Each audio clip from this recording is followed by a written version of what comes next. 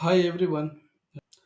In the previous video, we have discussed about what are the parameter we should consider to design the boost converter, and also we have discussed about the what are the parameter specification we have to consider to select the converter IC,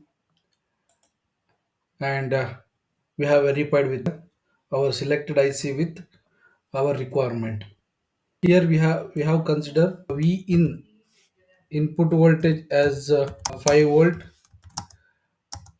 and the output voltage we have considered V out equal to 12 volt, and the maximum load current, the I out, is equal to 100 milliamps. We had considered the converter IC. The part number is AP30112KTR-G. For this part number, by considering the data sheet, the efficiency equal to 81%, and switching frequency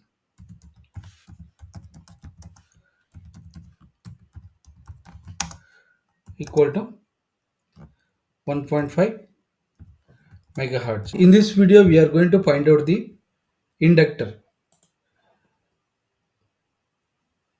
the value of inductor which required for the boost converter. The for that, initially we need to estimate the ripple current of the inductor. As per thumb rule, the ripple current of the inductor will be around 30% of average inductor current.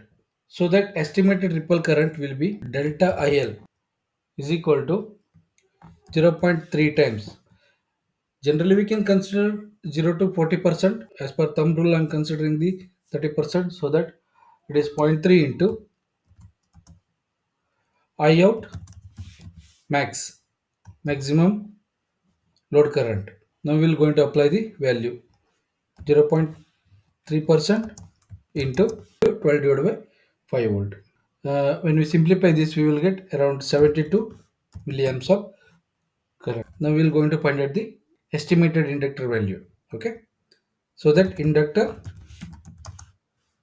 L is equal to V in into V out minus V in divided by V out into switching frequency into ripple current, which is equal to 5 volt into 12 volt output voltage minus input voltage divided by the output voltage 12 volt into switching frequency 1.5 megahertz into ripple current.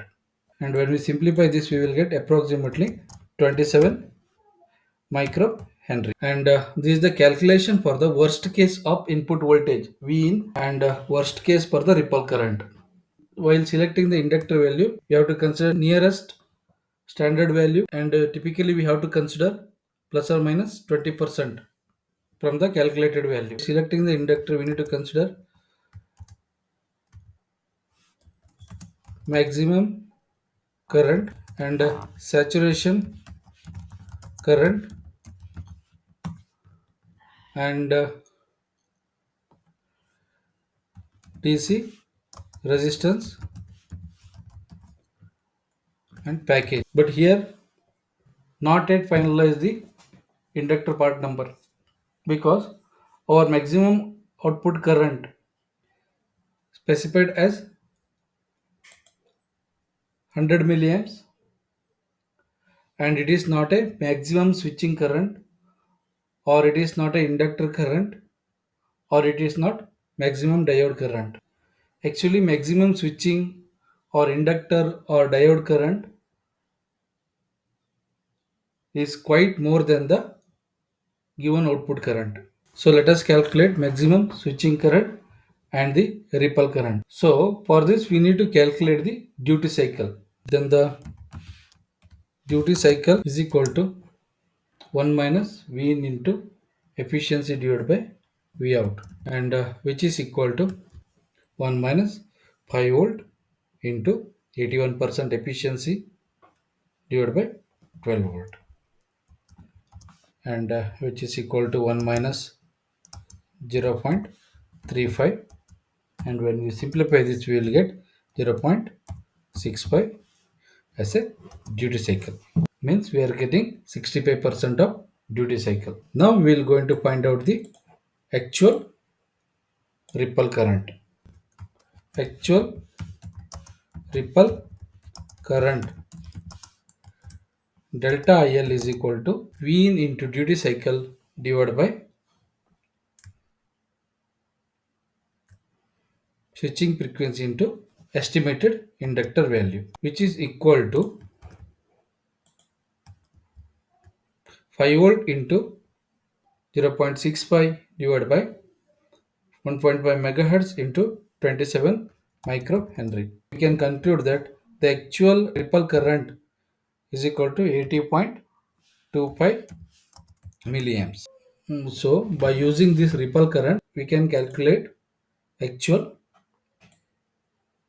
inductor switching current. So actual maximum switching or inductor or diode current can be given as ISW max is equal to delta IL divided by 2 plus I out divided by 1 minus efficiency, which is equal to 80.25, which is actual ripple current of inductor divided by 2 plus 100 milliamps divided by 1 minus 0.65, and which is equal to 40.125 milliamps plus 285.71 milliamps, which is equal to 326 milliamps, approximately equal to 330 milliamps. So we can consider actual switching current will be 330 milliamps. It's significantly higher than the I out value. So we need to ensure the parts are rated to this value and addition to the margin. Let us select inductor part number in the online. So initially I am going to the Moser. Here I am going to select the product and the passive component. In the passive component, I am going to the inductor choke or the coil,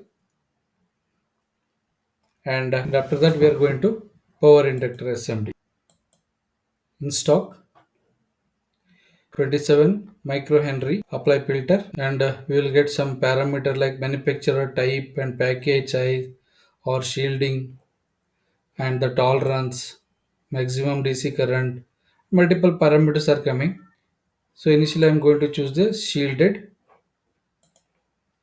apply the filter, and now let us select the maximum DC current.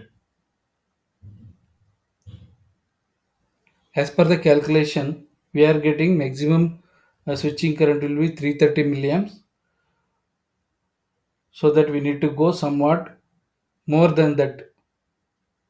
At least it will 50% more than the calculated value, around 750 milliamps. Similarly, saturation current also I am going with more than, okay, around 650 800 milliamps, 680. Okay, and the tolerance will be less than 20%. For the DC resistance we are considering as less as possible. If we select as less as possible, we will get improved efficiency in the conversion. Let us apply the filter. Let us verify one by one. Initially we will filter out with the price. Is this one 7.2 6.5 4 mm, and so I am going to filter this. So we are getting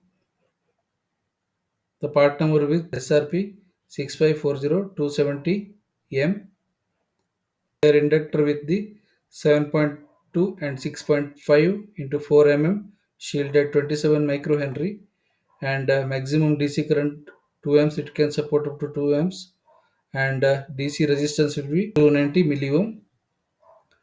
And anyway, we know the sizes. I have finalized the inductor part number also.